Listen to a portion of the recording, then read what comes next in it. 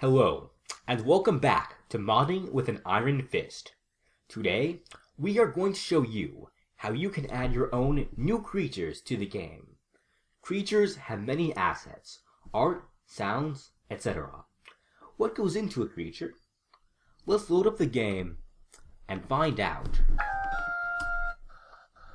Look at the bottom right and see the icon for the sprite. Creatures also have portraits. Let's look around some more. See the animated adventure map graphics for the goblin.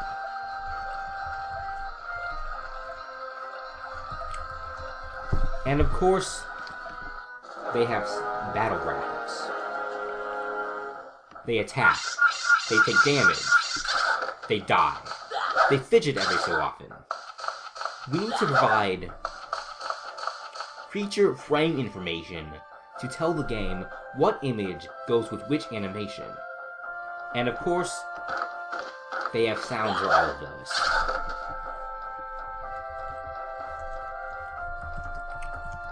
Alright, so that's a lot of stuff. But we're going to run through all of it by showing you how we added the Treant creature to the game. Our wiki has more information on all of this. It also lets you download tools, which we'll be using to deal with these various files. Let's look at the Heroes 2 data folder. All the assets are in these .agg aggregate files. Let's open them up by dragging them onto this AGG unpacker. Like so.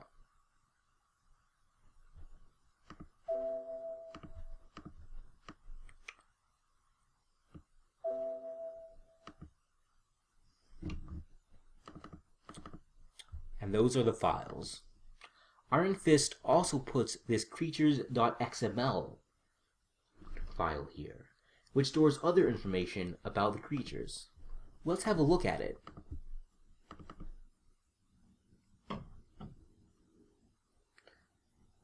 Here we have a bunch of entries for each creature. Let's start just by copying the last one to add a new entry for the Treant. Since the last creature had ID 76, the Treant will have ID 77. We fill in their singular name, Treant, and their plural name, Treants. And now we began to say what files their assets will be in. All graphics come in these .icn sprite archive files. All the battle graphics will be packaged into Treant.icn. The other graphics are in files with special names. We're going to put the creature frame information in trnt frn.bin.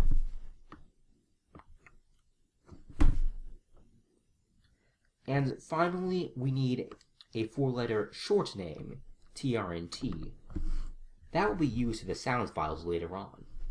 The rest of this entry controls the creature's stats and abilities, attack, defense, damage.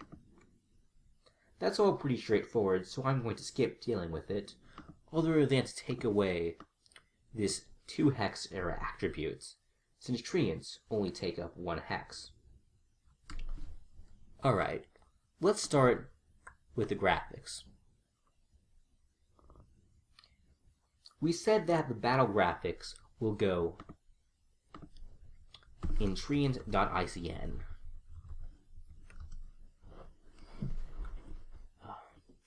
Because Treants have the ID 77, the portrait will go in monh0077.icn. All the adventure map graphics are in minimon.icn. Oops, I messed it up. Sorry. Treant.icn is the battle graphics. and the icons are all on mons32.icn. Let's have a look at mons32.icn.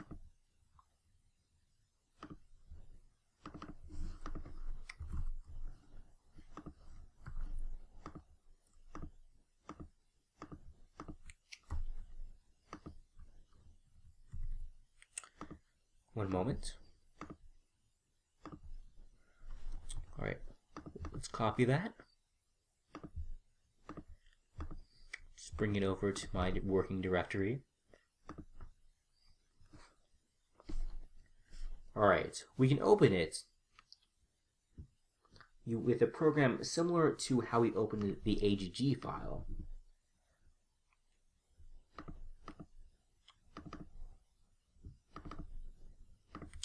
Like so. And we get a folder full of these images, along with this .ini file, which just has a brief note about each image file.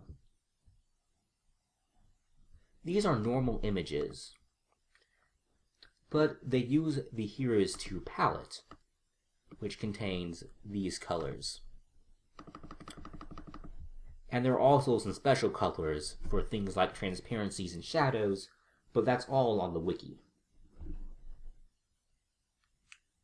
Now, to create my own ICN file, I can just toss my own image in here for the treant icon.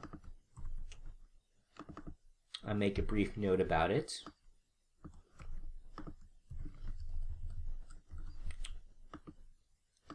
And now, I just run it through the ICN packer.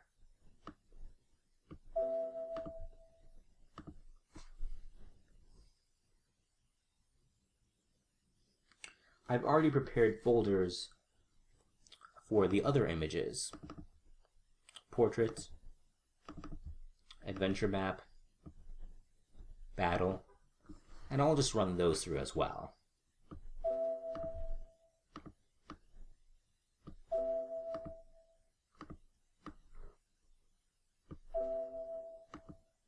Now, let's handle the creature frame information. This is basically what it contains. Just a bunch of information about each animation. So for example, here's something that says that the dying animation is length 5, and then it also says, more specifically, that the dying animation is frames 31 through 35. That is, the dying animation is that.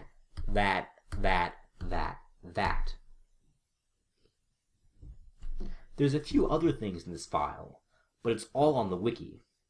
Now, like the others, we just find the program for dealing with those files and run it through.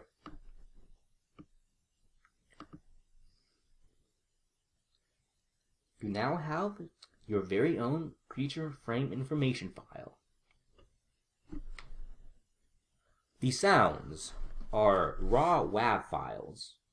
The wiki explains more, but we're just going to use placeholder sounds, the same sounds as the goblin. Let's take a peek in the original game's assets, and here we have the sounds for the goblin, one for attacking, dying, moving, and taking damage. This is where we use the short name. GBLN is the goblin short name. So we just change that to the short name for the treant so that the game can find it. To save time, I've already done that. Now let's just take those out. We now have everything we need. We just need to plop these files into the Ironfist AGG folder and pack it up.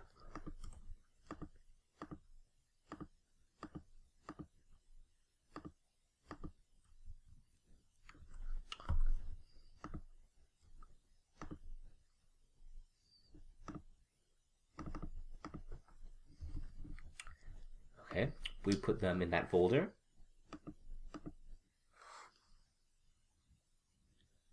Now we pack it up. The HG packer is slightly weird. We actually run it on the file that we're going to replace, and then it finds that folder and packs it up. Okay, we now have our assets in this new file, and treants are now in the game. Let's check them out and open up the Ironfist map editor. Treants will automatically be available in the town edit window. With the current version of the editor, you'll need some help to put them in the rest of the editor. But let's just create a small map, put down a town, and give it some treants. Heh, there they are. Alright, we need to test this map, so we'll put some other things down, give it a name.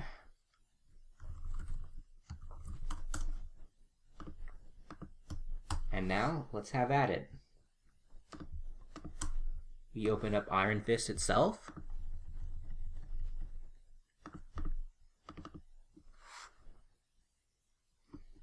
Unfortunately, the treants don't have the best animation. You'll see them look a bit choppy. That's just an art issue. By the way, sometime if you want some fun, try taking a creature and setting its frame information so that its fidgets happen really quickly, and you'll see it spaz out like a second grader with ADHD. So anyway, there we have our treants in the game. Heh.